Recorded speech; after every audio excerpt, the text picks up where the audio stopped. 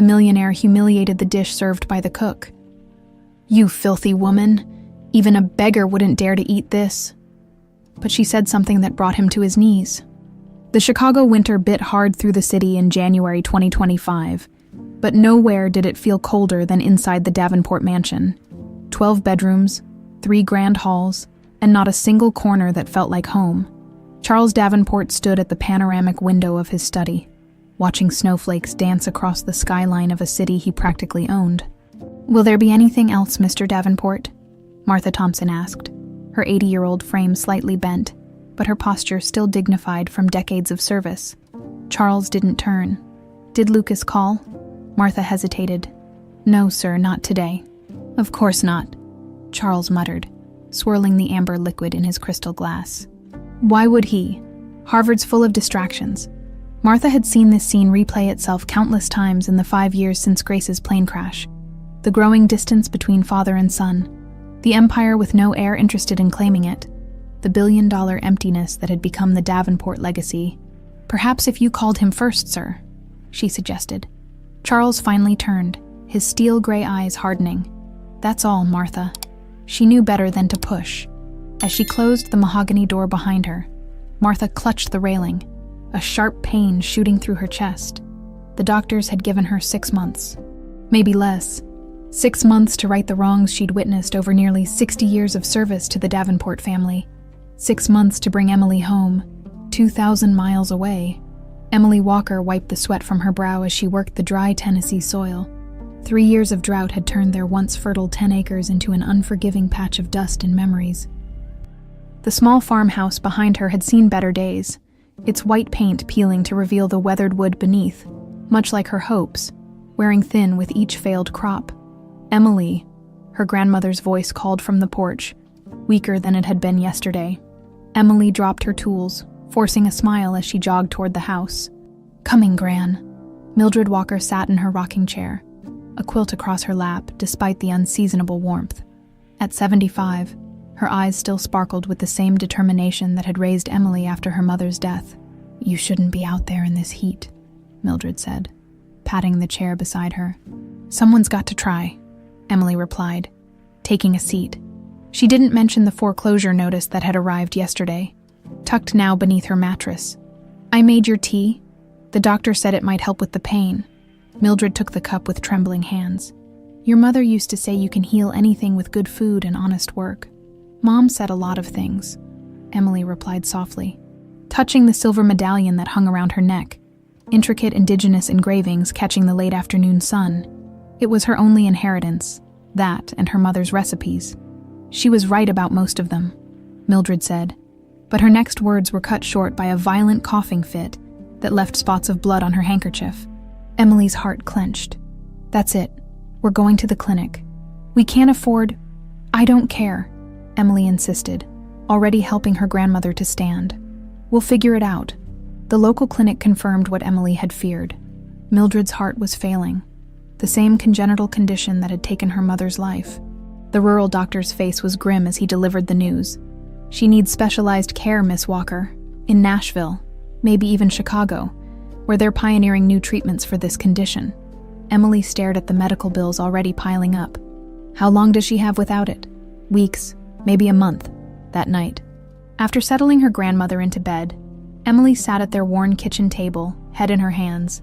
The medallion felt heavy against her chest, like it carried all the weight of her family's struggles. Her phone buzzed with a text from her cousin Megan. "Just heard about Aunt Mildred. There's a job opening where I work. Rich family in Chicago needs a new cook ASAP.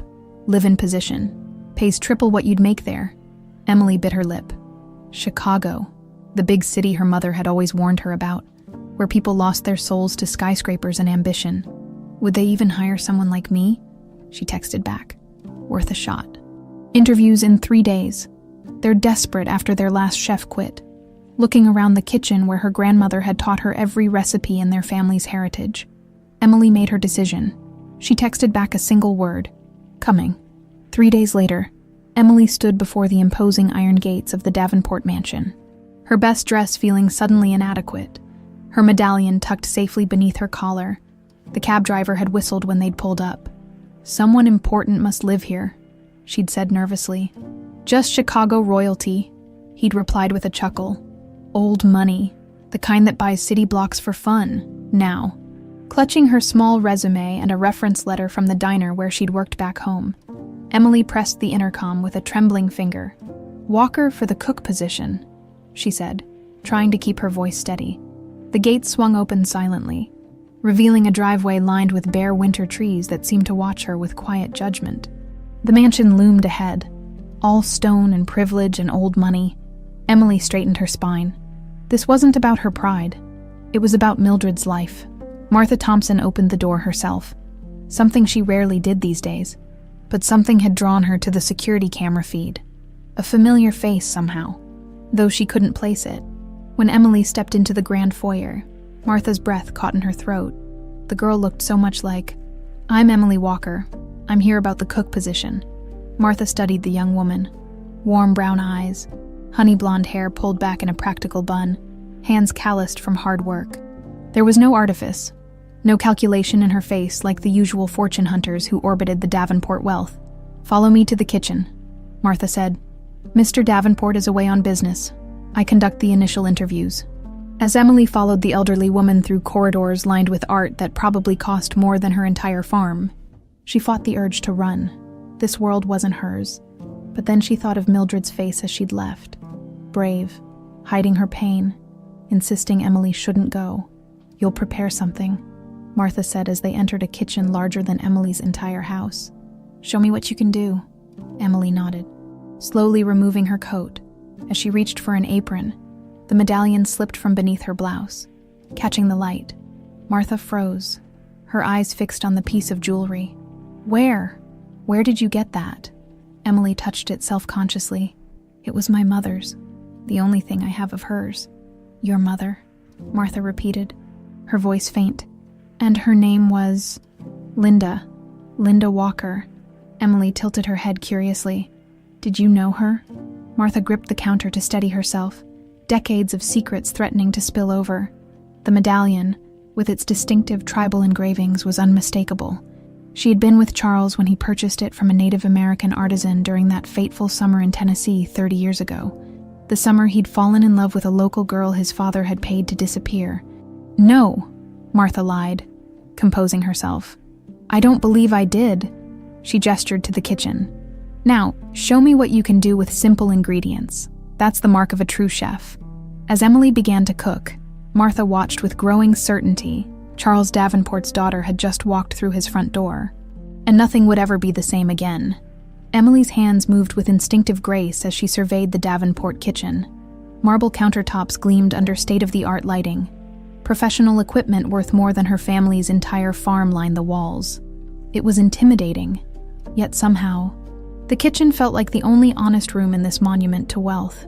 "What would you like me to prepare?" she asked Martha, who was still watching her with an unsettling intensity. Martha composed herself. "Something simple, but revealing. Show me who you are through your food." Emily nodded. Understanding the challenge, she opened the refrigerator, stocked with premium ingredients that would make any chef drool, but instead reached for the basics: flour, butter, milk, and a few humble vegetables. "May I use music while I cook?" Emily asked, her fingers already itching for rhythm. Martha raised an eyebrow but nodded. Emily pulled out her phone, and soon the kitchen filled with the folk melodies her mother had played while teaching her to cook. As the familiar tunes wrapped around her, Emily's nervousness melted away. Her hands found their confidence, and she began to work. Martha watched, transfixed, as Emily transformed into someone else entirely, someone who belonged in this kitchen more than any of the pretentious French chefs Charles had previously employed. There was an authenticity to her movements, a connection to the food that couldn't be taught at culinary school. 90 minutes later, Emily presented a simple meal: buttermilk biscuits with country gravy, roasted vegetables seasoned with herbs, and a small berry cobbler that filled the kitchen with a homey fragrance. "This is what my mother made when we had company," Emily explained. "Simple food that makes people feel welcome." Martha took a bite and closed her eyes. The flavor wasn't sophisticated or trendy, but it carried something more valuable: heritage, love, and the unmistakable Walker touch that she recognized from 30 years ago. when Linda had once cooked for Charles during their secret summer romance. "You're hired," Martha said abruptly. Emily blinked in surprise. "Don't you need to consult with Mr. Davenport?" "Mr. Davenport trusts my judgment with household matters," Martha replied. "He'll be away for another week. You can move in tomorrow and begin familiarizing yourself with the kitchen. The salary is $5,000 per month plus room and board." Emily's knees almost buckled. That was more money than she'd seen in a year, enough to start Mildred's treatment. "I accept," she said quickly, before Martha could change her mind. "But I need to send money to Tennessee right away. My grandmother needs medical care immediately." Martha's face softened. "I'll arrange an advance on your first month's salary." She paused. "This grandmother, she raised you. After my mother died when I was 5. It's just been the two of us since then." Martha nodded slowly, pieces falling into place. "And your father?" Emily's hand unconsciously went to her medallion. "Mom always said he was someone who lost his way but had a good heart. She never told me his name." She shrugged, trying to appear nonchalant about the lifelong absence. "Hard to miss someone you never knew." Martha turned away, unable to meet Emily's eyes. "The staff quarters are on the east wing. The 3rd floor. Your room has a private bathroom and sitting area. Meals for Mr. Davenport are served at 7 a.m., 12:30 p.m., and 7 p.m. precisely. You'll also prepare staff meals and handle any entertaining requirements." As they walked through the mansion toward the staff wing, Martha fought an internal battle that had begun the moment she saw the medallion. She had recognized it instantly, the unique silver piece Charles had commissioned from a Native American artisan during that summer in Tennessee. She had helped him select it, advised him on the engravings, witnessed his uncharacteristic romanticism as he'd planned to give it to "the girl who taught me what real living feels like." That girl had been Linda Walker. And now, her daughter stood before Martha, unaware she was walking the halls of her father's house. The next morning, Emily arrived with 2 worn suitcases containing everything she owned. After sending most of her advance to Tennessee for Mildred's care, she settled into her room, larger than their entire farmhouse living room, and luxuriously appointed in a way that made her feel like an imposter. She unpacked quickly, placing her mother's yellowed recipe cards on the desk and her favorite wooden spoon beside them. Finally, she took out a framed photograph of her mother, young and beautiful, her smile radiant as she held a toddler Emily on her hip. The medallion gleamed at her throat in the picture. Catching the Tennessee sunlight just as it had caught Martha's eye yesterday, Emily touched the medallion now hanging around her own neck.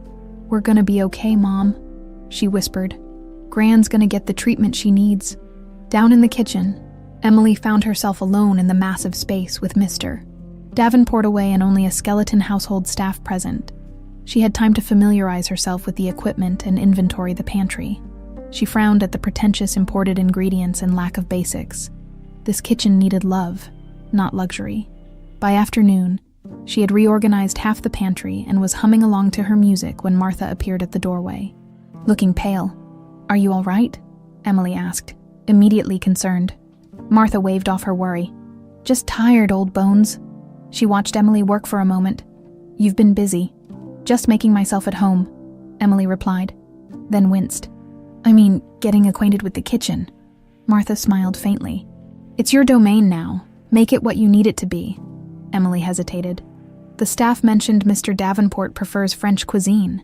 Charles prefers whatever impresses his business associates," Martha replied dryly. "He hasn't truly tasted food in years." The casual use of his first name caught Emily's attention. Martha noticed and added, 60 years of service earns certain privileges." 60 years. Emily's eyes widened. "You've known him his whole life." "I changed his diapers," Martha confirmed with unexpected humor. "I served his father, Robert Davenport, before him. I've witnessed the building of this empire. Brick by brick, secret by secret." Something in her tone made Emily look up. Martha was watching her medallion again. "It's beautiful workmanship," Martha said softly. "Native craftsmanship like that is rare." "Mom said it was a gift from someone special," Emily replied, tucking it back under her shirt self-consciously. Martha turned away, coughing suddenly. The spasm shook her thin frame. "You should rest," Emily insisted, guiding her to a chair. "Let me make you some tea." As Emily prepared the tea, Martha observed her fluid movements around the kitchen. She looked so much like Linda. The same graceful hands, the same quiet determination. But there was Charles in her too. The proud set of her jaw, the analytical way she organized the space. "Tell me about Tennessee," Martha requested as Emily handed her the steaming cup. So Emily did. She spoke of the small farm that had been in her mother's family for generations, of the drought that had nearly ruined them, of Mildred's stubborn refusal to sell even as wealthy developers circled like vultures. She described learning to cook on a wood-burning stove during power outages, of preserving their heritage through recipes when they couldn't afford to preserve their land. Martha listened, cataloging every detail that confirmed what she already knew. This girl was Charles Davenport's daughter, brought to his doorstep by either cosmic justice or cruel coincidence. "Why did you come to Chicago?" Martha finally asked. Emily's expression grew serious. "Gran's heart is failing. The same condition that took my mom. There's a specialist here who might help, but..." She shrugged. "We've never had that kind of money." "This job is our miracle." Martha nodded slowly, her decision crystallizing. She wouldn't tell Charles immediately about Emily. First, she needed to understand if this coincidence was orchestrated or genuine. Charles would either reject his daughter a second time, or the shock might catalyze some healing of his hardened heart. Either way, Martha needed more time. "The kitchen suits you," she said, rising stiffly. "Make it your own before he returns." As Martha walked away, her hand pressed against her side where the pain intensified daily. The doctors had given her months, but she felt time slipping away faster before she went. She had one last service to perform for the Davenport family, one truth to unbury, one chance at redemption. Emily watched her go, wondering at the strange connection she felt to the elderly woman. Before turning back to her work, the medallion felt warm against her skin as she began to transform the cold, clinical kitchen into a place where real food, and perhaps healing, could begin. By the end of the week, the Davenport kitchen had undergone a transformation. Mason jars filled with dried herbs lined the windowsill, catching morning light. A collection of well-seasoned cast-iron pans hung from a rack where pretentious copper cookware had once gleamed. The sterile atmosphere had given way to something lived-in and fragrant. "He's coming back today," announced Jeffrey, the butler, his perpetually pinched expression more severe than usual. "The jet lands at noon." Emily looked up from the bread dough she was kneading. "I've planned the welcome dinner already." Martha approved the menu. Jeffrey raised an eyebrow at the country-style kitchen. "Mr. Davenport is very particular about everything," muttered Rosa, the housekeeper, as she grabbed a fresh-baked cookie from the cooling rack. "Don't take it personally when he barely notices your food, honey. Man hasn't really tasted anything since Mrs. Grace died." Emily had heard whispers about the late Mrs. Davenport, a socialite whose private plane had crashed in the Alps 5 years ago. The staff spoke of her in hushed, reverent tones, describing a woman who had brought warmth to the mansion that disappeared with her death. "And the son, Lucas?" Emily asked, trying to understand the family dynamics. Rosa and Jeffrey exchanged glances. "Harvard? Business school?" Jeffrey said stiffly. "Hasn't been home in almost 2 years. They had a falling out after the funeral," Rosa added, ignoring Jeffrey's warning look. "Mr. Davenport wanted Lucas to start learning the business. Lucas wanted nothing to do with it." Emily nodded, understanding fractured family relationships all too well. She returned to her dough, adding a sprinkle of herbs from her mother's recipe. Martha appeared at the doorway, moving more slowly than usual. "Emily, a word," in the hallway. Martha handed her an envelope. "Your first week's pay, as promised." Emily's eyes widened at the amount. "This is more than we agreed. The extra is for your grandmother's initial medical consultation," Martha said firmly. "I took the liberty of making an appointment with Dr. Lawrence at Chicago Memorial. He's the best cardiologist in the Midwest." Tears sprang to Emily's eyes. "Martha, I can't." "You can and you will," the older woman insisted. "Family is everything, Emily. Everything." Something in her tone suggested she wasn't just talking about Mildred. Emily wiped her eyes quickly as the mansion's intercom buzzed. "Mr. Davenport's car has arrived," announced Jeffrey's voice. Martha straightened her already impeccable posture. "Remember what I said about the master of the house. He may seem cold, even cruel at times, but there are reasons for it. Old wounds that never healed properly." Emily nodded. wondering at Martha's protective tone. Before she could ask more questions, the sound of the front door opening echoed through the halls. Charles Davenport's voice carried like a winter wind, crisp, cold, authoritative. "Profit margins are unacceptable. Redraft the proposal and have it on my desk by morning." Emily peeked around the corner and saw him for the first time. Tall, imposing, with silver threading through dark hair and a jawline that could cut glass, expensive suit, immaculate posture, eyes scanning his surroundings for imperfections. She quickly retreated to her kitchen. Suddenly nervous, Charles noticed the changes immediately. The house smelled different. Not the sterile emptiness he was accustomed to, but something warm and inviting that triggered unwelcome memories. He frowned as he handed his coat to Jeffrey. "What's that smell?" "Dinner preparations, sir. The new cook. I wasn't informed we had hired anyone. Martha conducted the interviews in your absence, as usual," Jeffrey replied smoothly. "She comes highly recommended," Charles grunted, already distracted by the emails flooding his phone.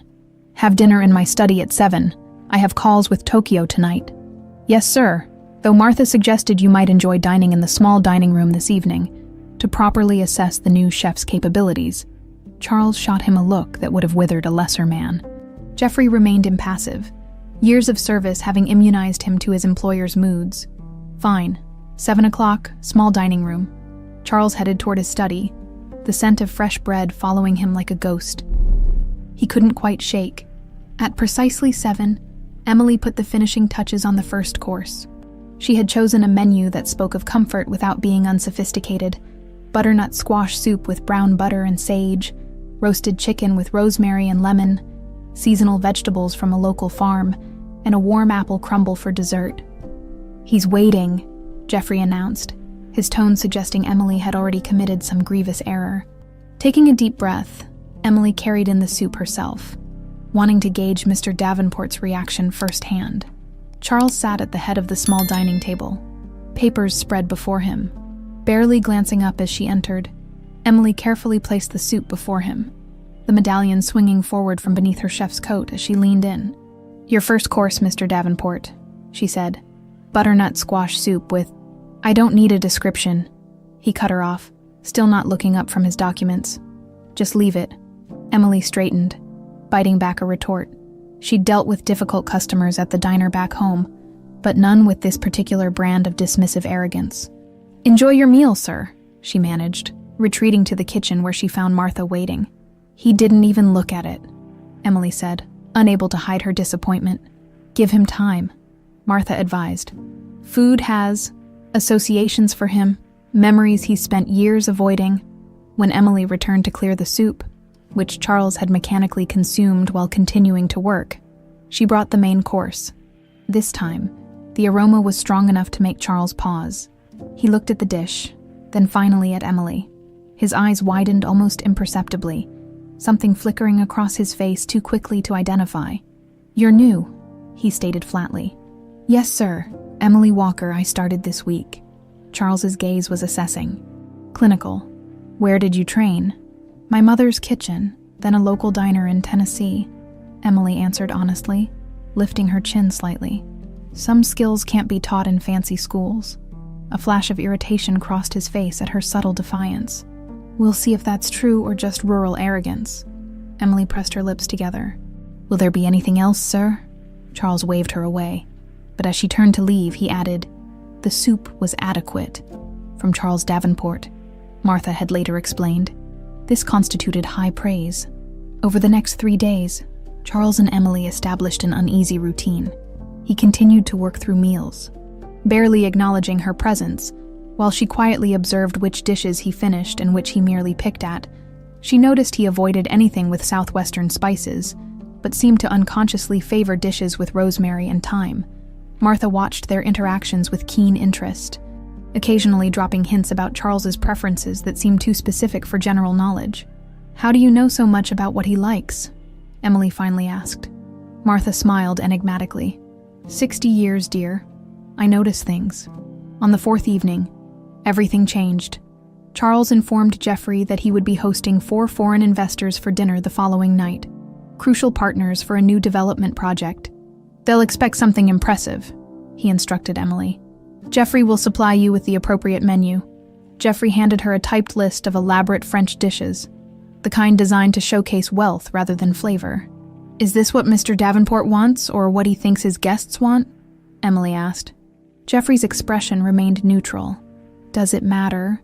This is what was requested. Emily studied the menu, an idea forming. She found Martha in her sitting room, looking more tired than usual. The investors tomorrow, where are they from? Japan and Germany, Martha replied. Why? Because serving them pretentious French food says nothing about who Mr. Davenport is or what America represents, Emily explained. I have a better idea. Martha looked concerned. Emily, Charles doesn't appreciate surprises. Sometimes what people need isn't what they think they want, Emily replied, her mother's favorite saying slipping out naturally. Martha's expression changed, something like recognition flickering in her eyes. Linda used to say something similar, didn't she? Emily blinked in surprise. How did you? Lucky guess, Martha said quickly. Be careful, Emily. Charles can be harsh when challenged. Emily nodded, but her decision was already made. Tomorrow night, Charles Davenport would finally taste real food, her food. Whether he wanted to or not, the dinner with international investors was scheduled for 7 p.m. By noon, Emily had made her decision and was fully committed to her alternative menu. While Jeffrey fretted about the sudden change, Martha observed from the doorway, her expression unreadable as Emily worked. They're going to taste real American cuisine, Emily explained as she ground dried chilies. Not some imitation of European food. Charles won't like this, Jeffrey warned, eyeing the ingredients with suspicion. Emily smiled. If I get fired, I get fired. But they'll remember this meal. As evening approached, the dining room was transformed into a showcase of Davenport wealth. Crystal glasses, sterling silverware, and fresh flowers imported from South America. The investors arrived at 6:45, and Charles led them on a tour of the mansion's main floor, proudly pointing out artwork and architectural details. From the kitchen, Emily heard their voices growing closer. My chef has prepared a special menu highlighting American regional cuisine, Charles was saying, clearly repeating what Jeffrey had nervously informed him. A departure from the usual French fare. The surprise in his voice was evident. Emily tensed, sensing he wasn't pleased with the unauthorized change, but wouldn't contradict himself in front of guests. As the first course went out, a refined version of New England clam chowder served in delicate cups. Emily watched through the kitchen door. The Japanese investors nodded appreciatively, while the Germans made polite comments. Charles's face remained impassive, but his eyes flicked toward the kitchen door where Emily stood. For the main course, Emily had prepared her signature dish, a sophisticated Texas chili con, carne with cornbread, served alongside seasonal vegetables prepared simply to highlight their freshness as she finalized the plating. Adding a small sprig of cilantro to each dish, Martha appeared at her side. It smells like Tennessee summer, the older woman murmured. Emily glanced at her. How would you know what Tennessee smells like? Martha seemed to catch herself. Just an expression, dear. As Jeffrey carried the main course to the dining room, Emily's stomach tightened with anticipation. The chili was her mother's recipe, the one Linda had always claimed could make a broken heart remember how to beat. It was Emily's heritage on those plates, her soul expressed through food. The silence from the dining room was concerning. Emily edged closer to the door, listening. This is unexpected, she heard Charles say, his tone carefully controlled. One of the German investors spoke next. Actually, it's quite wonderful. Authentic American cuisine is hard to find in Frankfurt. Emily allowed herself a small smile of victory. Then came the crash. The sound of a plate hitting the floor silenced all conversation. Emily peered through the crack in the door to see Charles standing, his face contorted with a mix of rage and something else, something that looked almost like fear. This is unacceptable, he said, his voice dangerously quiet. Serving peasant food to international business partners? Was this meant as some kind of joke? The investors looked uncomfortable, exchanging glances. Mr. Davenport, began one of the Japanese men. We're actually quite... Jeffrey, have the backup menu prepared immediately, Charles ordered, cutting him off. And send in the cook. Emily straightened her chef's coat, took a deep breath, and pushed through the door. You wanted to see me? "Mr. Davenport?" she asked, keeping her voice steady. Charles's eyes were cold fury. "What is the meaning of this? This diner food?" The medallion felt hot against Emily's skin as anger rose within her. This diner food represents authentic American culinary tradition. It's a refined version of Texas chili con carne, showcasing indigenous ingredients and cooking techniques that— "Enough," Charles snapped. "You were given explicit instructions.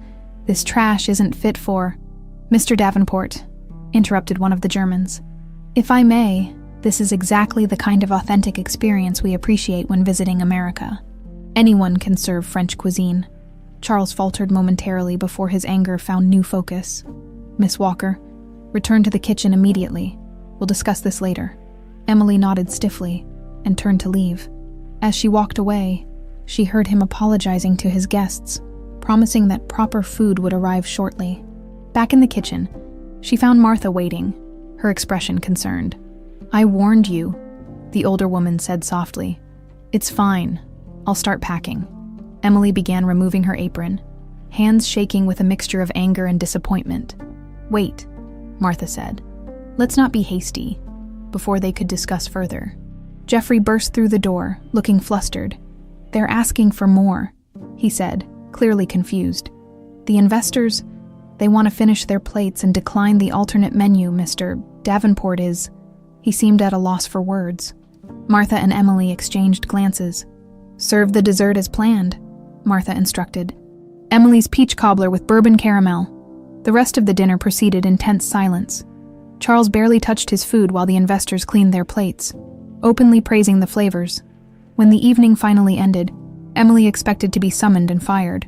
Instead, Charles retreated to his study, and Jeffrey informed her that discussions about tonight's inappropriate menu choices would wait until morning. Emily spent a sleepless night in her staff quarters, alternating between righteous indignation and practical worry about losing the income Mildred desperately needed. By dawn, she had decided to apologize, not for her food, but for changing the menu without approval. She was preparing breakfast when a strange sound emanated from the dining room. So out of place it took her a moment to identify it. Charles Davenport was playing music, old folk tunes that seemed strangely familiar. Emily continued cooking, but her ears strained to catch the melody. It was an old Tennessee song her mother used to hum while cooking. At precisely 7 a.m., Jeffrey appeared to collect Charles's breakfast tray. "Mr. Davenport will take breakfast in his study today," he announced. Emily nodded, having already prepared the usual assortment of bland, continental breakfast items Charles seemed to prefer. She handed over the tray, resigned to waiting for her inevitable dismissal. An hour later, Martha found her in the herb garden, harvesting fresh mint. "He wants to see you in his study." Emily wiped her hands on her apron. "To fire me?" Martha's expression was enigmatic. "Just go." Charles's study was intimidating. Dark wood, leather-bound books, and floor-to-ceiling windows overlooking the Chicago skyline. He sat behind a massive desk, not looking up when she entered. Emily waited, back straight, preparing her dignified exit speech. "Make it again," he said finally, still not looking at her. "Excuse me. The chili. Make it again." Charles finally raised his eyes to meet hers, and Emily was startled by what she saw there. Not anger, but something raw and uncertain. "Just for me this time." Emily blinked in confusion. "You want me to make the dish you called trash last night?" A muscle twitched in his jaw. "The investors were impressed by your creativity. It would be remiss not to properly assess it myself in a less pressured environment." It was as close to an apology as Charles Davenport probably ever came. "Yes, sir. For lunch." He nodded once, dismissively returning to his papers. Emily turned to leave, thoroughly confused by this turn of events. "Miss Walker," he called as she reached the door. Emily paused. "Where did you learn to make that particular dish?" The question seemed loaded with something she couldn't identify. "My mother," she answered truthfully. "It was her specialty." Charles nodded again, his expression unreadable. "That will be all." As Emily closed the door behind her, she found Martha waiting in the hallway. "What happened?" the older woman asked, her voice hushed. "He wants me to make the chili again. Just for him."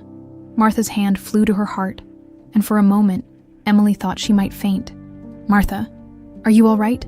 The elderly woman steadied herself against the wall. "Just fine, dear. Just surprised." As Emily walked back to the kitchen, she couldn't shake the feeling that something significant had just happened. Something beyond a simple food request. The medallion felt warm against her skin, almost as if responding to the strange energy that now permeated the cold mansion. Meanwhile, in his study, Charles sat motionless, staring at a small drawer in his desk that had remained locked for nearly 30 years. Inside lay a photograph he hadn't looked at since his father had forced him to leave Tennessee, threatening to disown him if he didn't end things with "that country girl." The taste of the chili had unlocked something he'd spent decades trying to forget.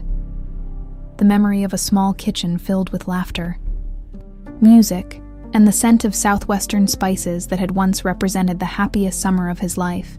Emily approached the chili preparation with a blend of curiosity and caution. The request still puzzled her, but she was determined to recreate her mother's recipe perfectly. As she worked, she couldn't help wondering why this particular dish had triggered such a dramatic reaction in her employer. "The secret's in toasting the spices first," she murmured to herself, a habit from cooking alongside her mother as a child. The familiar motions brought comfort as she crushed cumin seeds, dried chilies, and oregano in a mortar, releasing their fragrance into the kitchen. At precisely noon, the chili was ready. Emily ladled it into a simple earthenware bowl, deliberately choosing rustic presentation over the mansion's fine china, and added a slice of freshly baked cornbread on the side. "That smells wonderful," Martha commented, appearing in the kitchen. She looked paler than usual, one hand unconsciously rubbing her side where the pain had grown worse. "Are you sure you're all right?" Emily asked, concern evident in her voice. Martha waved away her worry. "Just tired. Old age catches up with everyone eventually." She eyed the dish. "He's waiting in the small dining room. Go on." Charles sat alone at the table, a leather portfolio open before him but clearly untouched. He looked up when Emily entered, his expression guarded but somehow expectant. She placed the bowl before him without comment. Something shifted in his face as the aroma reached him. A softening around the eyes, a slight parting of lips, as if the scent had physically transported him elsewhere. Emily stood quietly, waiting to be dismissed. Instead, Charles picked up his spoon and took a deliberate bite. The impact was immediate and visible. His eyes closed briefly, and when they reopened, they held an emotion Emily couldn't quite identify. "This is exactly how she made it," he said softly, seemingly to himself. "Sir?" Charles looked at her as if suddenly remembering her presence. "Someone I knew long ago. She made chili like this." Emily remained still, sensing a rare moment of vulnerability. Food carries memories. "My mother always said a good recipe is a time machine." Charles's gaze sharpened. "Your mother taught you this recipe?" "Yes. It was her specialty." Emily hesitated, then added, "Her name was Linda." The spoon clattered against the bowl. Charles stared at her with an intensity that made her step back instinctively. "Linda," he repeated. "From Tennessee?" A chill ran up Emily's spine. "Yes. Did you know her?" The moment stretched between them, taut with unspoken significance. Then Charles's expression shuttered closed, the businessman mask firmly back in place. "No. Common name. That will be all, Miss Walker." Emily retreated to the kitchen, heart racing with questions she couldn't quite formulate. Something had just happened, something significant, but the pieces refused to connect. In the privacy of his study, Charles unlocked the desk drawer he'd avoided for decades. Inside lay a faded photograph, a younger version of himself with his arm around a beautiful woman, both laughing against the backdrop of Tennessee hills. Her blonde hair caught the sunlight, and around her neck gleamed a distinctive silver medallion, the same one he'd glimpsed on Emily. "Impossible," he whispered. But the evidence was undeniable. The timeline fit. The resemblance was there in the proud tilt of Emily's chin, the shape of her eyes. Could Linda have been pregnant when his father had torn them apart? The thought opened a chasm of possibilities he wasn't ready to face. A soft knock interrupted his thoughts. He quickly returned the photograph to its hiding place. "Enter." Martha stepped in, looking frailer than he'd ever seen her. "The doctor called about Mildred Walker's consultation. I scheduled it for next week at Chicago Memorial." Charles frowned. "Who?" Miss Walker's grandmother. She needs specialized cardiac treatment. Martha's tone was carefully neutral. I took the liberty of referring her to Dr. Lawrence, as you've done for staff family emergencies in the past. Charles studied his housekeeper suspiciously. You seem unusually invested in our new cook's family matters. Martha met his gaze steadily. She's talented, worth keeping content. Is that all? He pressed. A flicker of something, guilt perhaps, crossed Martha's face. Should there be more? Charles leaned back, suddenly aware that Martha might know more than she was revealing. She had been there that summer in Tennessee, had witnessed his romance with Linda, had been the one to deliver his father's ultimatum when Robert Davenport had discovered his son's inappropriate dalliance with country trash. No, he finally said. That will be all.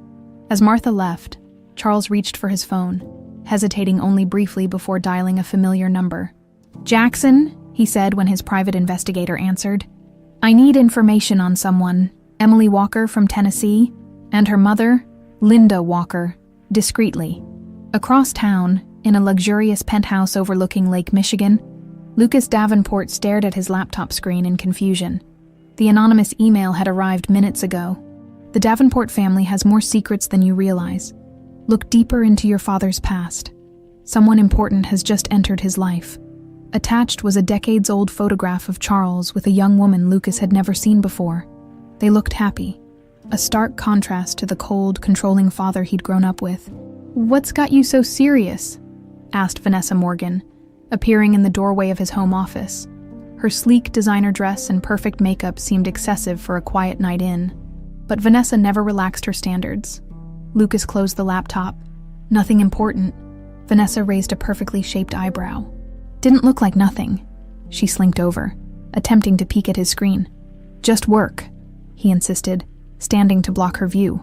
Ready for dinner. Vanessa's smile didn't reach her eyes. Always. As they left for the restaurant, Lucas couldn't shake the unsettling feeling that something was happening with his father, something that might affect the carefully maintained distance he'd put between himself and the Davenport legacy. Back at the mansion, Emily placed a call to the small hospital near her Tennessee farm. How is she? She asked anxiously. Holding stable? The nurse replied. The new medication helps. But Dr. Carter says she needs to see that specialist in Chicago as soon as possible. Emily's throat tightened. Tell her I've scheduled the appointment. I'm sending money for the train ticket tomorrow. After hanging up, she found herself wandering into the garden where Martha was sitting on a stone bench, looking tired but peaceful. Gran's coming next week, Emily said, joining her. For the specialist appointment. Martha nodded. Good, doctor. Lawrence is excellent. Emily hesitated. Martha, something strange happened today. When I mentioned my mother's name, Mr. Davenport reacted oddly.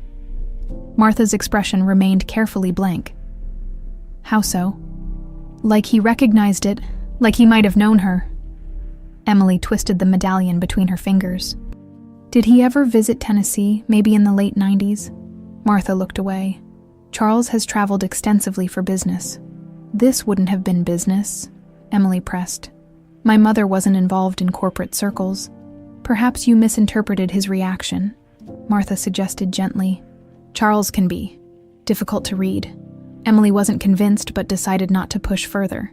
Martha clearly knew more than she was saying, but forcing the issue felt wrong, especially given the older woman's increasingly fragile health. You should rest, Emily said instead. You look exhausted. Martha patted her hand. Death comes for us all, dear. I've made peace with mine. The casual reference to mortality shocked Emily. Don't talk like that. You're just tired. Martha smiled sadly. I've served the Davenport family for 60 years. I've seen enough secrets buried to fill a graveyard. Before I go, I'd like to unearth just one. What secret? Emily asked. Her voice barely above a whisper. Martha stood shakily. In time, dear. In time. As Emily watched Martha slowly make her way back to the house, she couldn't shake the feeling that she'd stumbled into a story much larger than herself. A story where her mother's medallion, a simple chili recipe, and Charles Davenport's unexpected reaction were somehow pivotal pieces of a puzzle she couldn't yet see clearly. That night, as Emily prepared for bed, her phone chimed with a text from the Tennessee hospital. Attached was a scan of her grandmother's latest test results, which Emily had requested to study, though not medically trained. She'd spent months researching Mildred's condition, desperate to understand it. As she examined the report, focusing on the details of Mildred's cardiac anomaly, a line caught her attention: congenital familial pattern consistent with maternal lineage. Emily stared at those words, thinking of her mother's early death from the same condition. If the cardiac issue was maternal, passed from mother to daughter, then her father's family wouldn't have the same condition. Somehow, this medical detail felt important, though she couldn't yet understand why. The week leading up to Mildred's arrival in Chicago brought subtle but significant shifts to the Davenport mansion. Charles began taking more meals in the small dining room rather than his study. Though he maintained minimal conversation, Emily noticed he seemed to be watching her with an analytical intensity that made her both uncomfortable and curious.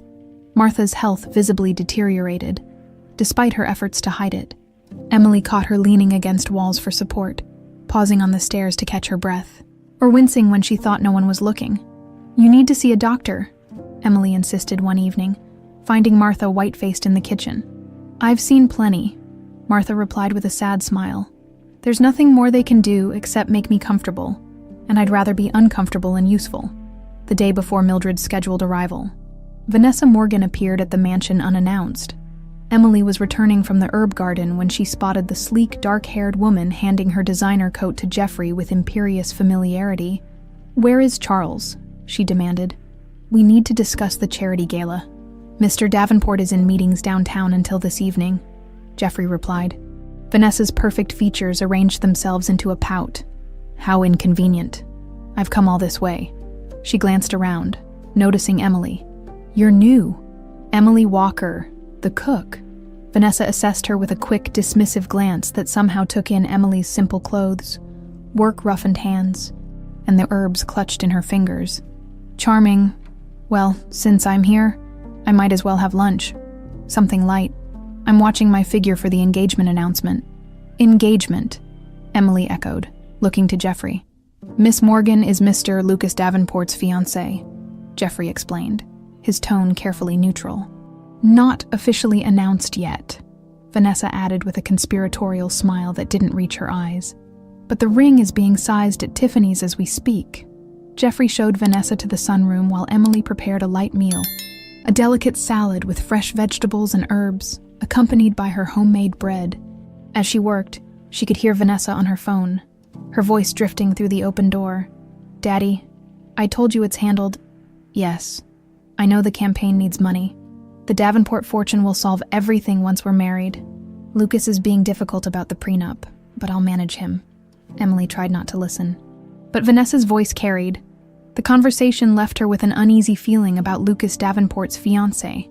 When she delivered the lunch, Vanessa was rifling through papers on Charles's desk in the adjoining study. "Your lunch, Miss Morgan," Emily announced, deliberately making her presence known. Vanessa jumped slightly, quickly sliding the papers back. "Just looking for a pen," she said with a practiced laugh. "Charles wouldn't mind. We're practically family." Emily set down the tray, noting how Vanessa had been examining property documents.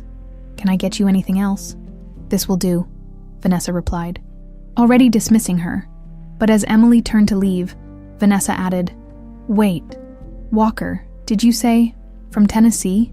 Emily paused. "Yes." Something calculated flickered in Vanessa's eyes. "Interesting. My father is Senator Morgan. He represents Tennessee in several land development committees. Small world, isn't it?" The name suddenly connected in Emily's mind. Senator Morgan had been involved in the controversial land deals that had forced many small farmers in her region to sell their properties to developers at fractions of their worth. "Very small," Emily agreed, her voice cooling noticeably. Vanessa smiled like a cat with cream.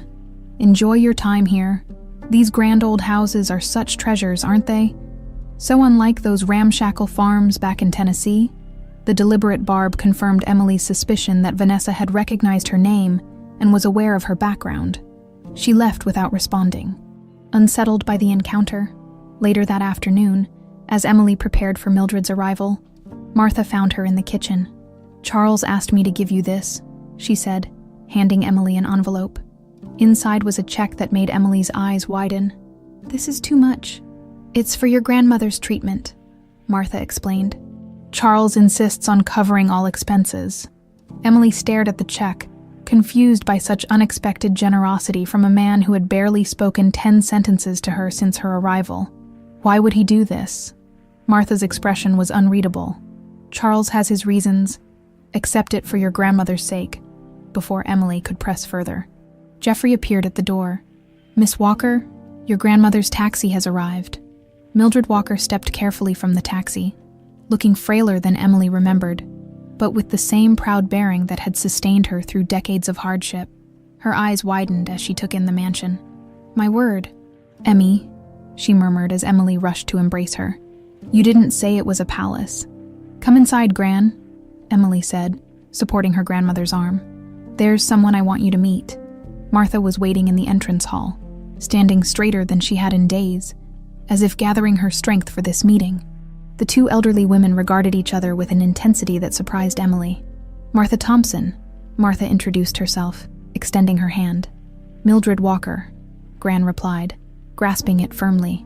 My granddaughter speaks highly of you. Something unspoken passed between them. Recognition. Perhaps, or shared knowledge. Emily glanced between them, puzzled by the undercurrent she couldn't quite identify.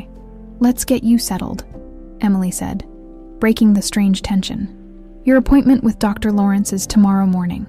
As they moved toward the guest room Charles had unexpectedly offered for Mildred's stay, Martha touched Emily's arm gently. Charles would like to meet Mrs. Walker when she's rested. For dinner, perhaps. Emily looked to her grandmother, who nodded calmly. I'd be pleased to meet my granddaughter's employer. Dinner that evening was a study in carefully maintained facades.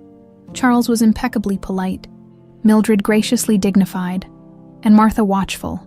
Emily served a meal that bridged their worlds. Refined comfort food that acknowledged both Mildred's rural roots and Charles's sophisticated palate. This mansion reminds me of pictures I've seen, Mildred remarked partway through the meal. My daughter, Emily's mother, had a photograph book. She spoke of a grand house in Chicago. Charles's knuckles whitened around his fork. Did she visit the city often? No, Mildred replied, her eyes never leaving Charles's face. But she knew it through stories told to her by someone who lived here. The tension at the table was palpable. Emily looked between them, sensing layers of meaning she couldn't access. Your medallion, Charles said suddenly, addressing Emily. May I see it? Surprised, Emily lifted the silver piece from beneath her shirt. Charles studied it with an intensity that made her uncomfortable. Unusual craftsmanship, he commented, his voice carefully controlled. Native American. Yes, Mildred answered for her. A gift to my daughter from someone she cared for deeply. Charles's eyes met Mildred's in what seemed like silent acknowledgement. The moment stretched between them before he abruptly changed the subject to Mildred's upcoming medical appointment. After dinner, as Emily helped her grandmother to her room, Mildred gripped her arm with surprising strength. That man, she said quietly. He's the one from your mother's pictures. Emily stared at her. What do you mean? The summer before you were born, your mother fell in love with a young man from Chicago who was visiting Tennessee. They were inseparable for months when he left suddenly. She was heartbroken. Mildred's eyes were intense. That man was Charles Davenport. The revelation left Emily reeling. Are you saying he knew my mother? That they were involved? Mildred nodded slowly. There's more, but it's not my place to tell the whole story. Some truths need to come from those who created them. The next morning, when Emily returned from taking Mildred to her appointment, she found Vanessa in Charles's study again, this time with an older man in an expensive suit. Emily, perfect timing, Vanessa called, with false warmth. This is my father, Senator Morgan.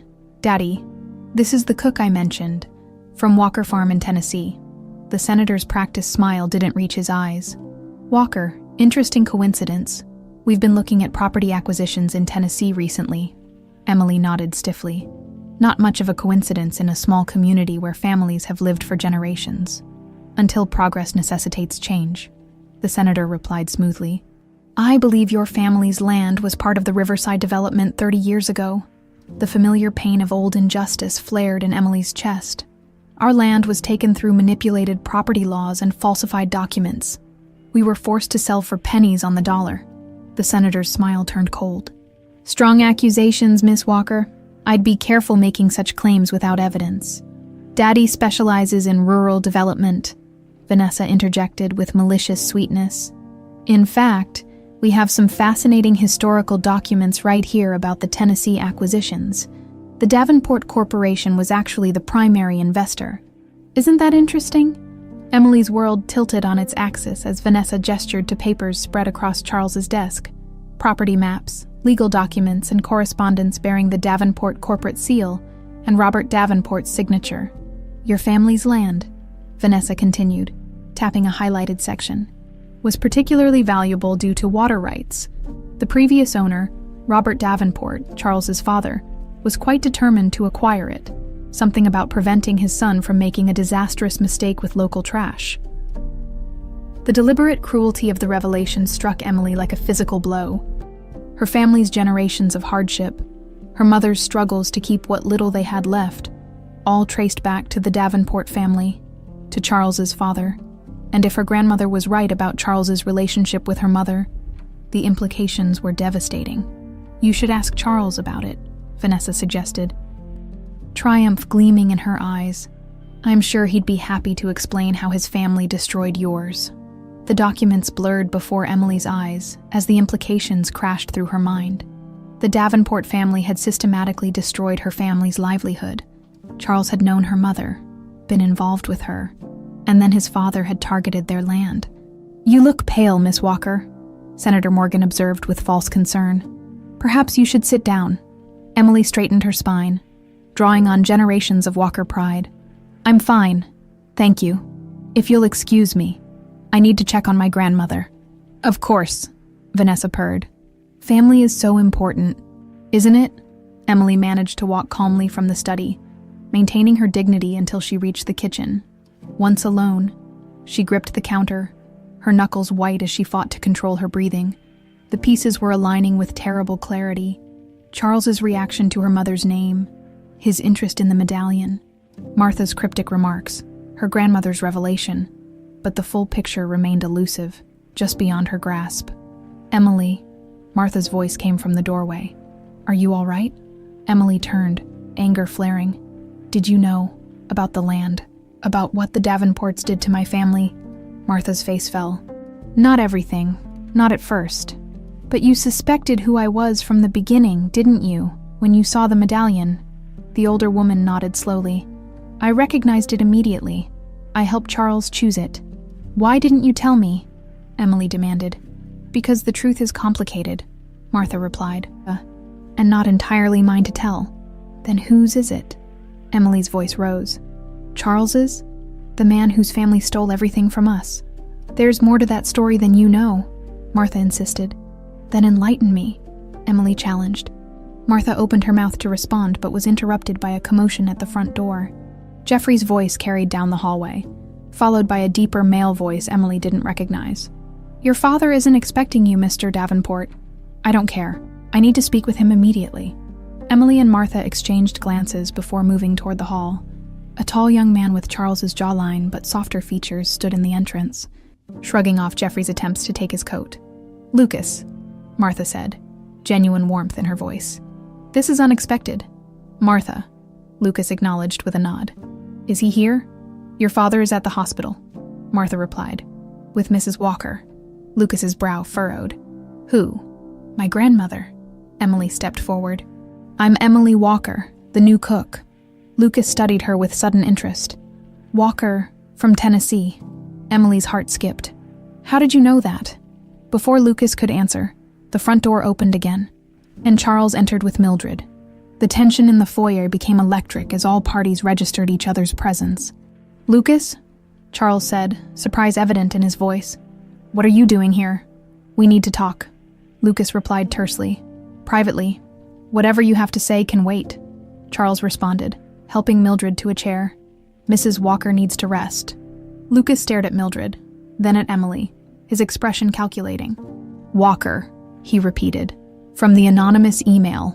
What email? Charles demanded. Someone sent me old photographs, Lucas said, watching his father carefully. Of you with a woman in Tennessee. Said I should look into our family secrets. Color drained from Charles's face. "Martha, take Mrs. Walker to her room. Emily, go with them." "No," Emily said firmly. "I want to hear this." Vanessa and Senator Morgan appeared in the study doorway, drawn by the commotion. Vanessa's eyes lit with malicious delight at the unfolding drama. "Perfect timing, darling," she called to Lucas. "We were just discussing the Davenport family's interesting history with Miss Walker's family property." Lucas looked confused. "What property? The land your grandfather acquired in Tennessee 30 years ago?" Senator Morgan explained smoothly. "Through my office's historical records, we've discovered it belonged to Miss Walker's family before some unfortunate legal complications." "Stolen," Emily corrected, her voice tight. "The word you're looking for is stolen." Charles turned to her, his expression unreadable. "Emily, is it true?" she demanded.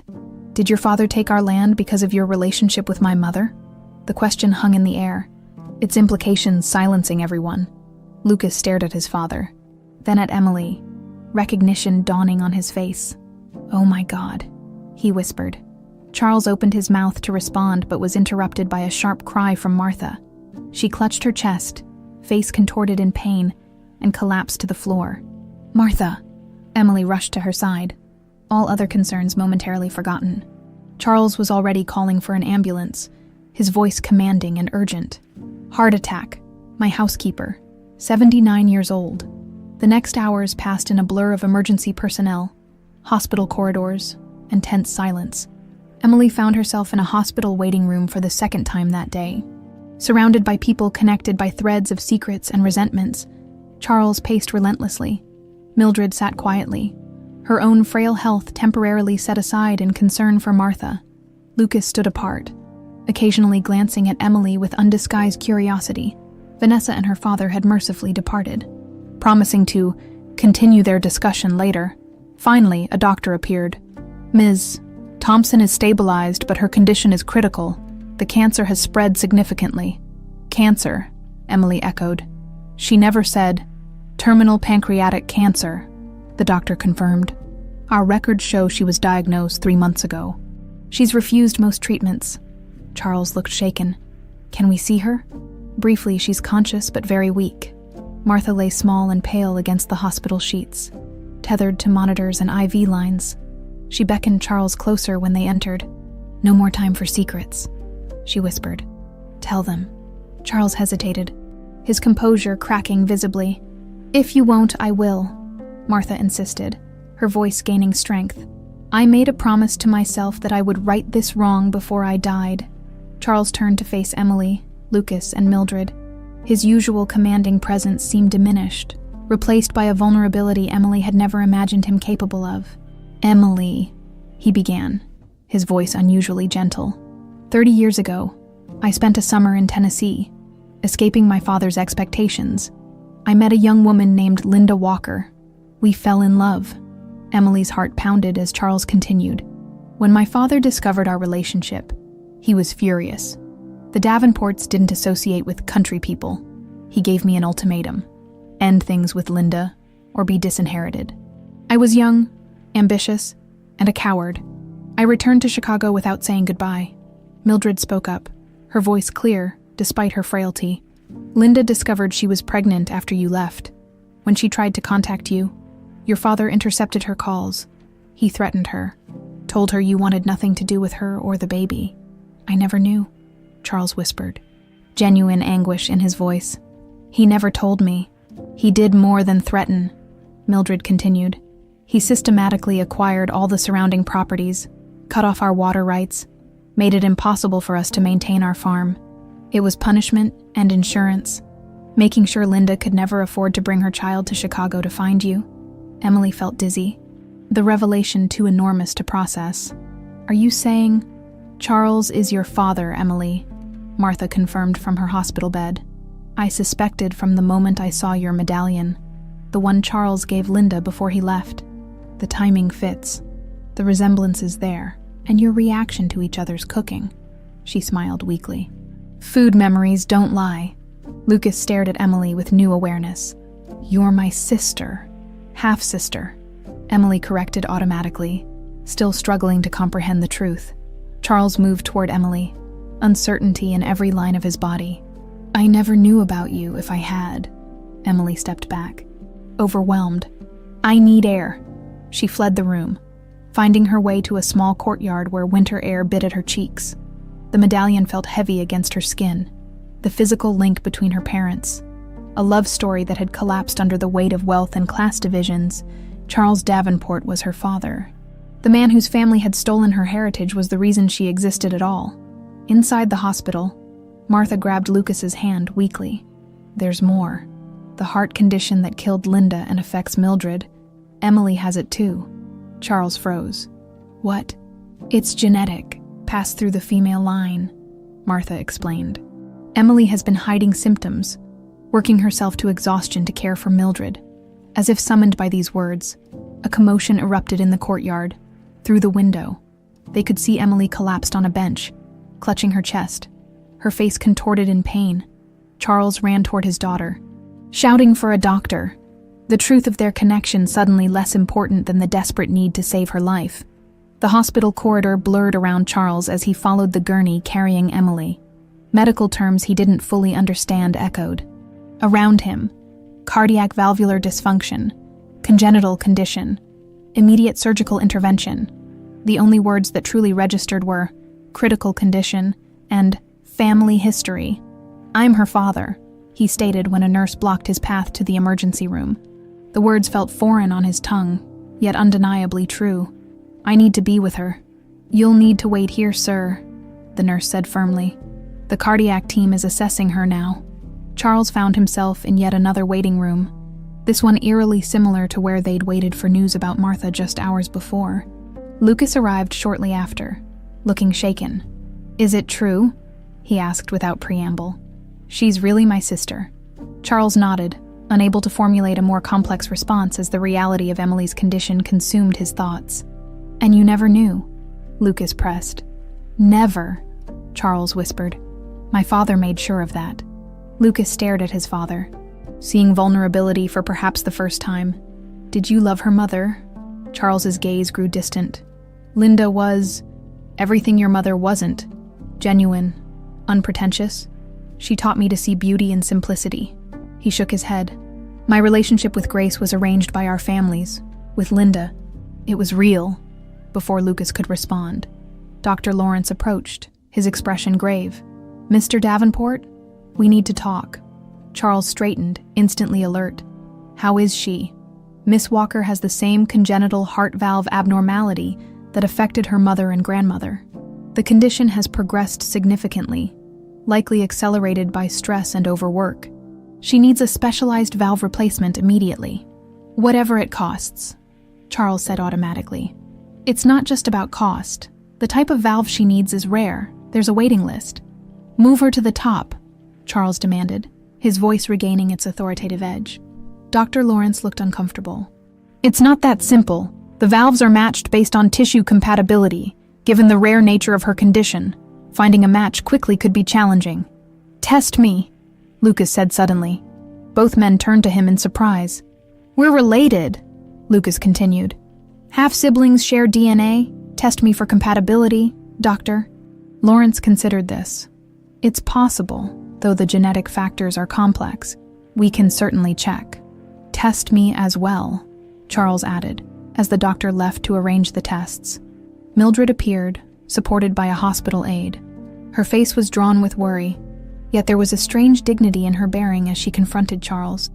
"All these years," she said quietly, "I wondered what kind of man would abandon my daughter without a word." Charles met her gaze directly. "I didn't know she was pregnant. If I had, would it have changed anything?" Mildred challenged. "Would you have defied your father, given up your inheritance, chosen love over money?" The question hung between them, unanswerable across the decades of separation. Before Charles could attempt a response, Dr. Lawrence returned with a nurse. "We need blood samples from both of you," he explained. "We'll rush the compatibility testing," as they followed the medical staff. Charles turned to Mildred. "Regardless of the past, I want you to know I'll ensure Emily receives the best care possible. I have resources. Money doesn't solve everything, Mr. Davenport," Mildred replied, her voice soft but firm. "But right now, it might help save my granddaughter's life, so I won't refuse it." Hours later, the preliminary results confirmed what Martha had already known.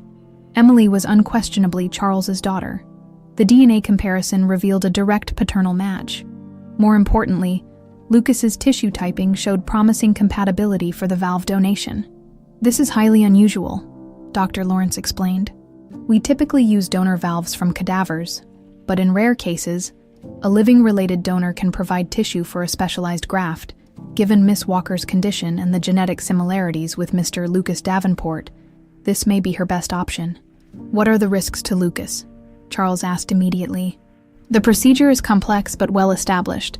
Mr. Davenport would undergo a minimally invasive procedure to harvest tissue for his sister's valve replacement. His recovery would be relatively straightforward compared to hers. Lucas didn't hesitate. Schedule it as soon as possible.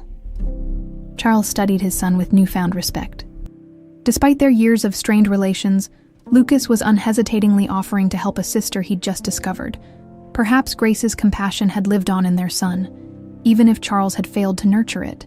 While the surgical teams prepared, Charles found himself drawn to Emily's room in the cardiac care unit. She lay unconscious, intubated and connected to machines that maintained her fragile hold on life. She looked smaller somehow, vulnerable in a way that made his chest tighten with unfamiliar emotion. "You should talk to her," a nurse suggested, checking the monitors. Sometimes patients can hear even when sedated, left alone with his daughter. Charles stood awkwardly at her bedside, decades of emotional restraint making it difficult to find words. "I don't know if you can hear me," he began hesitantly. "I'm not good at this, talking about feelings. Your mother was the expressive one." The steady beep of the heart monitor was his only response. "I want you to know that I would have been there if I'd known about you. I was young and foolish and afraid of losing everything. But a child," he swallowed hard. "No fortune is worth missing a daughter's life." Charles touched the medallion that still hung around Emily's neck. The nurses had left it in place at Mildred's insistence that it provided comfort and protection. "I remember the day I gave this to your mother. We were by the river on her family's property. She'd been teaching me to fish, laughing at how hopeless I was at it. The sun caught her hair just right, and I thought, this is what happiness feels like." He traced the intricate engravings with his finger. "I commissioned it from a local artisan. The design tells a story about interconnected paths, how people can separate but remain linked by invisible threads. I thought it was romantic nonsense at the time. But now, the irony wasn't lost on him. How the medallion had traveled full circle, bringing his daughter back to him through a series of coincidences too perfect to be mere chance. In the surgical prep area, Lucas was answering the anesthesiologist's questions when Vanessa burst in. Her perfect composure visibly rattled. "What are you doing?" she demanded. "The hospital called about emergency surgery for her." "Hello to you too," Lucas replied dryly. "Yes, I'm donating tissue for a heart valve for my sister." "Sister?" Vanessa's eyes widened. "That cook is claiming to be a Davenport now, Lucas. Can't you see this is a con? She shows up with some sob story and a convenient heart condition right when we're discussing the prenup." Lucas studied his fiancée, seeing her through new eyes. "There's DNA confirmation, Vanessa, and she didn't claim anything. She didn't even know until today. You're risking your life for someone you just met," Vanessa pressed. "What about our plans? The campaign support your father promised mine." "Is that what this engagement is about?" Lucas asked quietly. "Political alliances and business deals." Vanessa's expression hardened. "Don't be naive. All marriages at our level are strategic. Your parents' was. And look how well that turned out," Lucas countered. "My father spent his life regretting the choice he made for money and position. I won't make the same mistake." Understanding dawned on Vanessa's face. "You're breaking up with me. Over this kitchen help who suddenly turns out to be your long-lost sister. Do you have any idea what my father can do to your family's business interests?" Lucas removed the platinum band from his finger, the promise ring Vanessa had insisted he wear until the official engagement. "Tell your father to do his worst," he said, placing the ring in her palm. "Family comes first. I'm just sorry it took me this long to understand that." Vanessa's face contorted with rage. "You'll regret this, Lucas. Both of you will." As she stormed out, Lucas felt a strange lightness. For the first time in his adult life, he was making a choice based on values rather than expectations. Whatever happened next, he would face it knowing he'd taken a stand for something that mattered. The surgical waiting room had become a strange gathering place for their fractured family.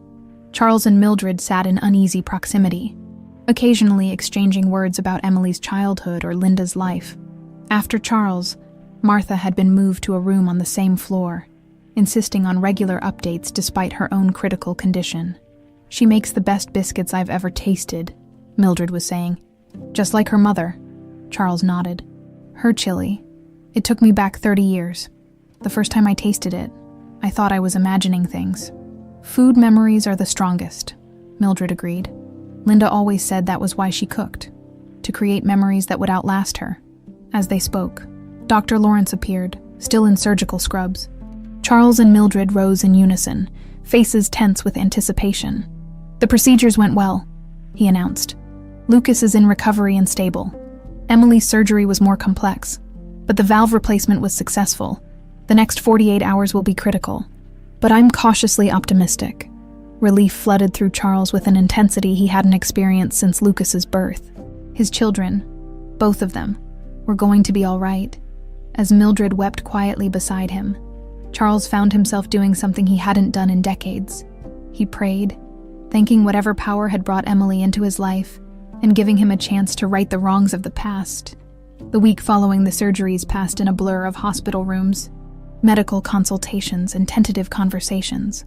Emily regained consciousness 3 days after the operation, disoriented and weak but alive. Her first coherent words were to ask about her grandmother and Martha. "They're both fine," Charles assured her, awkwardly perched at her bedside. "Mildred is resting at the mansion with private nursing care, and Martha has been moved to a private room on this floor." Emily studied him with new awareness. "So it's true. You're my father." It wasn't a question, but Charles nodded anyway. The DNA test confirmed it. A heavy silence fell between them. Decades of absence impossible to bridge with simple words. "Lucas gave me his heart valve," Emily finally said, her hand drifting to the surgical dressing on her chest. "Partial valve tissue," Charles corrected. "But yes. Why would he do that for someone he just met?" Charles's expression softened. "He said family comes first. I think he's wiser than I ever was at his age." Emily turned away, tears threatening. "I don't know how to feel about any of this. My whole life, I wondered about my father. Mom always said you had a good heart but lost your way." She gave a bitter laugh. "Now I find out you're the son of the man who destroyed our farm, who forced us into poverty." "I didn't know what my father did," Charles said quietly. "It doesn't excuse my absence, but I truly didn't know." "Would it have mattered if you did?" The question echoed Mildred's earlier challenge. Charles didn't answer immediately, understanding that platitudes would ring hollow. "I'd like to think it would have," he finally said, "but I was young and ambitious and afraid. The truth is, I don't know what I would have done then. I only know what I want to do now. And what's that? Make amends. To you, to your grandmother, to the community my father harmed." He leaned forward. "I can't change the past, Emily, but perhaps we can build something better for the future." Emily studied him, seeing both the cold, demanding employer she'd first met and glimpses of something warmer, something perhaps closer to the young man her mother had loved. "I need time," she said finally. "This is a lot." Charles nodded, accepting her boundary. "Of course, rest and recover. We can talk more when you're ready." As he rose to leave, Emily called after him. "Lucas? Is he okay? After the surgery?" "He's doing well. He's been asking about you. I'd like to see him when I'm stronger." Charles nodded, a fleeting smile crossing his face. "I'll let him know." 3 days later, Emily was strong enough to sit up in a wheelchair. A nurse helped her navigate the short distance to Martha's room, where the elderly woman lay propped against pillows, looking frailer but alert. "There you are," Martha said, her face lighting up. "I was beginning to think they wouldn't let you visit." Emily wheeled herself to the bedside. "Why didn't you tell me about Charles being my father?" Martha sighed. "I needed to be sure first, and I wanted to understand your intentions, whether you'd somehow discovered the connection and were seeking compensation." "You thought I was a con artist?" Emily asked, hurt evident in her voice. "Only briefly," Martha assured her. Your cooking removed all doubt. No one could fake that connection to Linda's recipes. She reached for Emily's hand. Besides, I wanted to see if you and Charles would recognize each other naturally, without my interference. The chili, Emily realized. That's why he reacted so strongly. Martha nodded. Linda made it for him every Sunday that summer. It was their ritual. Emily absorbed this new piece of her origin story. Were they really in love, or was it just a summer fling? Oh, it was love, Martha said with certainty. The kind that changes you forever.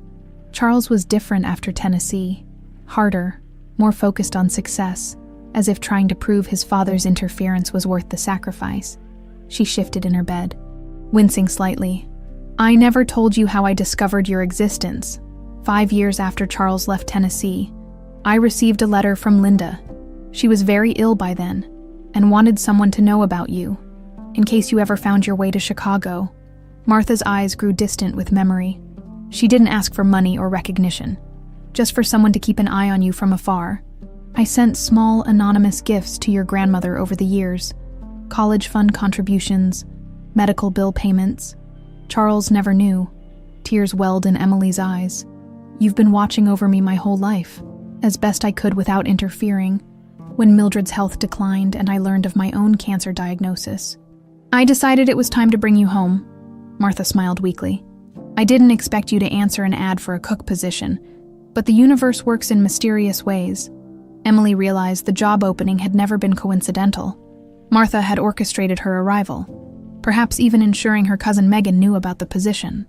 Thank you, she whispered, squeezing Martha's hand. For everything.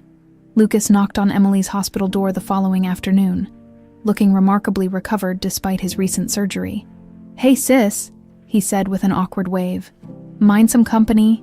Emily gestured to the chair beside her bed. Please. I've been wanting to thank you. No need, Lucas replied, settling carefully into the seat. Apparently, saving my long-lost sister makes up for years of disappointing our father. Best investment I've ever made. His wry humor surprised a laugh from Emily. Is that how you see it? An investment? Harvard Business School, he said with mock seriousness. Everything's an investment opportunity. Then his expression softened. But seriously, how are you feeling? Like I got hit by a truck, but the doctors say I'm doing well. She studied him curiously. Vanessa hasn't visited. I thought she'd be hovering around her fiancé after surgery. Lucas grimaced. Ex-fiancé, actually. We broke up right before the surgery. Because of me? Emily asked, alarmed. Because of her, Lucas corrected. Finding out about you just accelerated a realization that was already forming. Vanessa saw me as a means to an end. Access to the Davenport fortune and connections for her father's political aspirations. I'm sorry, Emily offered. Lucas shrugged. Don't be. Dad spent his life in a loveless marriage because he walked away from your mother. I'm not making the same mistake. The parallel wasn't lost on Emily. He told you about that. More than he's ever shared before. I think finding you has changed him. Lucas leaned forward. I've never seen him like this. Vulnerable, reflective. He's been on the phone constantly, setting up something called the Walker Restoration Project. Emily's breath caught. What's that? I'm not entirely sure, but it involves property restitution in Tennessee and a foundation for rural community development. The door opened before Emily could respond, revealing Charles with an armful of documents and a determined expression that softened when he saw his children together. Good, you're both here, he said, awkwardly navigating the emotional terrain of finding his son and daughter in conversation. I have something to show you. He spread the papers across Emily's bed. Property deeds, foundation documents, architectural plans. These are the original boundaries of the Walker farm, he explained, pointing to a map. And all the surrounding properties my father acquired. I've arranged to restore them to Mildred's ownership, with additional acreage as compensation for 30 years of lost income. Emily stared at the documents in disbelief. You're giving our farm back. It's yours by right, Charles said simply. What my father took through manipulation, I'm returning with interest. He showed them more papers. Plans for an agricultural education center, a community kitchen, restoration of watershed rights, and a foundation named after Linda Walker to support rural preservation efforts. The Linda Walker Foundation will provide grants to struggling family farms and fund culinary education programs focusing on traditional American cooking techniques. Charles hesitated. If you approve, of course, it's your heritage. Emily traced the foundation logo, a stylized medallion with the same indigenous patterns as the one she wore. This is overwhelming. It's just the beginning, Charles continued, a new energy animating his usually controlled demeanor. I've been blind to the damage my family's company has done in the name of progress. That changes now. Lucas watched his father with growing respect. You're really serious about this. Deadly serious, Charles confirmed. The Davenport legacy needs to be about more than accumulating wealth and power. I want to leave something better for both of you. Something shifted in Emily's perception of her newfound father. The arrogant businessman was still there, but now she glimpsed the idealistic young man her mother had fallen in love with. Someone capable of passion and principles when freed from his father's toxic influence. I want to help, she said finally. With the foundation, it should truly represent Mom's values, not just be a corporate penance project. Charles nodded, visibly relieved by her engagement rather than rejection. I was hoping you would say that. Your voice should guide this work. As they continued discussing possibilities, a nurse arrived with news. Martha was asking for them urgently. They found her looking peaceful but undeniably weaker, her breathing shallow. My time's nearly up, she said when they gathered around her bed. But I needed to see you together before I go. Don't talk like that, Charles said sharply. The doctors say with the new treatment. Martha waved away his protests. I've made my peace, Charles. I've lived long enough to see my final wish fulfilled. The Davenport family whole again. She reached for Emily's hand. I left something for you in my quarters. A letter from your mother to Charles that his father intercepted. And my own journals, documenting everything. The truth should be preserved. To Lucas, she said, watch over them both. They're more alike than either realizes. Stubborn, passionate, and terrible at admitting when they're wrong. Finally, to Charles, she whispered something that made his eyes glisten with uncharacteristic emotion. He nodded once, firmly, as if accepting a solemn charge. Martha smiled, satisfied, and closed her eyes. My work here is done, she murmured. The rest is up to you three. 1 year later, the transformation of the east wing of the Davenport mansion into the American Culinary Heritage Center was complete. Where once cold marble and untouchable antiques had dominated, warm wooden workstations and state-of-the-art cooking facilities now welcomed students from across the country. Emily stood in the center of the main teaching kitchen, surveying the space with quiet pride. Photographs of traditional American cooks lined the walls, including a prominent one of Linda Walker, smiling from her Tennessee kitchen, the silver medallion gleaming at her throat. Are we ready for the big day? Charles asked, entering with a stack of programs for the evening's grand opening gala. Emily nodded, adjusting her chef's coat, custom designed with the Linda Walker Foundation logo embroidered over the heart. The students have been practicing all week. The menu represents culinary traditions from 12 different American regions. Charles smiled, a genuine expression that had become increasingly common over the past year. Your mother would be proud. So would Martha, Emily added softly. Martha Thompson had passed away peacefully 3 days after their hospital visit. But her influence remained. Her meticulously kept journals had provided a detailed account of the Davenport family history, including Robert Davenport's machinations to separate Charles and Linda. Reading her mother's intercepted letter had been both heartbreaking and healing for Emily, finally completing the picture of her parents' truncated love story. Lucas called from Tennessee, Charles said, changing the subject. The restoration of the Walker farmhouse is finished. Mildred is supervising the planting of the heritage garden. Emily smiled at the image of her grandmother, now healthier thanks to successful treatment, directing workers with her characteristic blend of gentleness and steel. After decades of struggle, Mildred Walker had reclaimed her family's land, expanded and improved through the Davenport resources, and was thriving in her role as the foundation's rural community liaison. When does he get back? Emily asked, referring to her half-brother. Tonight, just in time for the gala. He's bringing Jessica. Emily nodded approvingly. Lucas's new girlfriend, a brilliant environmental lawyer he'd met through the foundation's work, was a welcome change from Vanessa. The senator's daughter had made good on her threats, attempting to create problems for Davenport Industries through her father's political connections. But the family had weathered the attacks with surprising resilience. "I should check on the chili," Emily said, moving toward the stove where her signature dish simmered. It had become something of a symbol for their family, the dish that had triggered recognition, confrontation, and ultimately healing. The evening's gala would feature it as the centerpiece, served alongside the fine wines and delicacies expected at high society events. What had once been dismissed as peasant food would be elevated to its rightful place in American culinary heritage, just as Emily herself had found her rightful place in the Davenport family. Hours later, the mansion buzzed with activity as Chicago's elite mingled with rural community representatives, culinary students, and food justice advocates. The unlikely combination of guests reflected the foundation's mission, bridging divides through shared food traditions. Emily, dressed in a simple yet elegant gown, the medallion prominently displayed at her throat, moved through the crowd with newfound confidence. A year ago, she had entered this house as a desperate job seeker. Tonight, she co-hosted as a Davenport. "There's my little sister, charming the mayor," Lucas called, appearing with Jessica on his arm. He embraced Emily warmly. "The place looks amazing." "So does the farm," Emily replied. "Gran sent photos of the new greenhouse." Lucas grinned. "She's a taskmaster.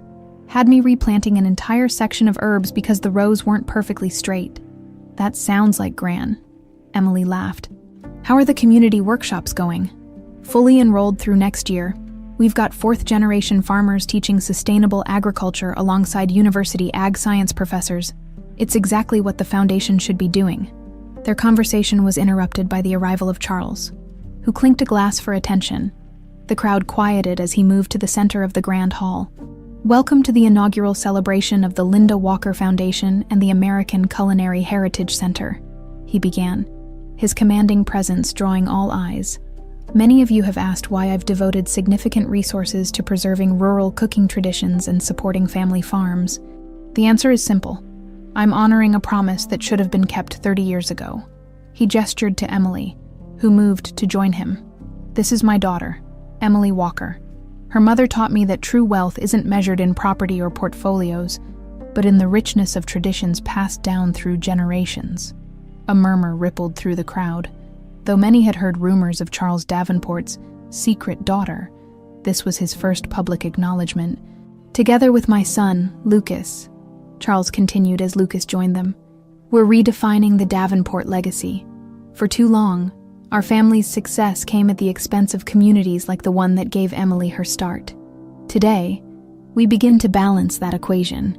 As Charles outlined the foundation's ambitious goals, restoring agricultural land to traditional owners, preserving regional culinary knowledge, creating sustainable economic opportunities in rural areas, Emily watched the crowd's reactions. Some of Charles's business associates looked skeptical, but others appeared genuinely moved by the personal transformation of Chicago's most notorious hard-nosed developer. "And now," Charles concluded, "I invite you all to experience American culinary traditions through the tasting stations our students have prepared. At the center, you'll find a special dish, a Texas chili that changed the course of our family history." As the guests dispersed toward the food, Emily felt a wave of emotion. "That was quite a speech," she said to her father. Charles shrugged, a hint of his old discomfort with emotional displays returning. "It needed to be said. I found something you should see," Lucas interjected, pulling a weathered journal from his jacket. "While overseeing the farmhouse renovation, it was hidden beneath a floorboard in what must have been your mother's room." Emily accepted the book with trembling hands. Opening it, she found her mother's handwriting. Recipes, memories, and letters never sent to Charles. Near the end, a passage caught her eye. "My dearest Emily, if you ever find this journal, your father was not the villain of our story. We were both young, both caught in circumstances beyond our control. The medallion I leave you carries our connection, a symbol that paths may diverge but remain eternally linked. Should you ever meet Charles Davenport, judge him not by his absence, but by the man he might become when freed from his father's shadow. There is good in him. I saw it clearly, if only for one perfect summer." Tears blurred Emily's vision as she passed the journal to Charles, who read the passage with visible emotion. "She never blamed you," Emily said softly. Charles closed the journal carefully. I've spent a year making amends, but I never dared hope for forgiveness. Mom understood what I'm just beginning to learn, Emily replied. That we're all shaped by our roots, but not defined by them. We can grow into something new without forgetting where we came from. The moment was interrupted by Mildred Walker's arrival. Despite having been in Chicago for a week, she'd insisted on making a grand entrance to the gala, stunning in a simple blue dress that highlighted her dignified bearing. "There's my family," she called, embracing Emily warmly before turning to Charles with measured affection. Their relationship had evolved from tense civility to genuine respect over the months of working together on the foundation. "Mildred," Charles greeted her, "you look spectacular. For an old woman with a patched-up heart," she quipped, but her eyes sparkled with life. "They're about to serve the chili," Lucas announced. "We should take our places." As they moved toward the main table, Emily was struck by the improbable journey that had brought them to this moment. The daughter of a rural cook and a wealthy businessman, she had bridged worlds that seemed impossibly distant. The medallion at her throat, the physical link between her parents, caught the light, its engravings telling the story of paths that separate but remain connected through invisible threads. When the chili was served, in elegant bowls, but preserving its authentic, rustic character, Charles raised his glass. "To Linda," he said simply, "who taught me the true taste of life. To Martha," added Emily, "who brought us together. To Roots," Lucas concluded, "and the courage to honor them." As the flavors of the chili, her mother's recipe, unchanged across decades and social divides, filled the room, Emily felt a sense of completion. The taste carried memories of Tennessee summers, of her mother's kitchen, of traditions that had survived against all odds, but it also carried the promise of something new, a family reclaimed, a legacy redefined, a future where the Davenport name stood for reconciliation rather than exploitation. In that moment, the taste of her roots had never been more sweet.